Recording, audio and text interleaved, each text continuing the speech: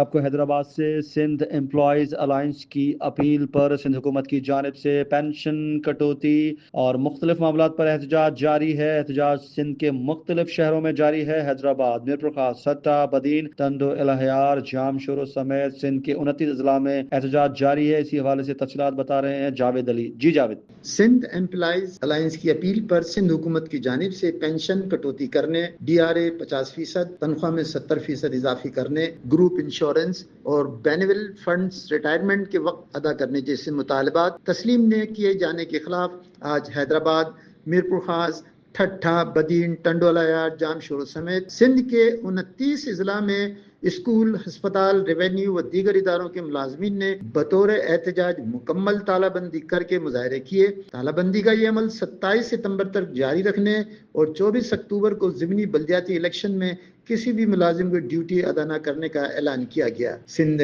Employees alliance کے صدر اشرف خاص خیلی و دیگر رہنماؤں نے ملازمین کو یقین دلایا کہ آخری سانس تک حقوق کی جنگ جاری رہے گی۔ انہوں نے اعلان کیا کہ حکومت نے مطالبات تسلیم نہ کیے تو 6 اکتوبر کو سر پر کفن باندھ کر بلاول ہاؤس کراچی پر میگا احتجاجی دھرنا دینے پر مجبور ہوں گے۔ شہباز بلڈنگ حیدرآباد میں بورڈ آف ریونیو سیکریٹریٹ کے باہر بھی ریونیو ملازمین نے احتجاجی کیمپ لگا کر ظالمانہ قوانین کے خلاف سخت نعرے بازی کی۔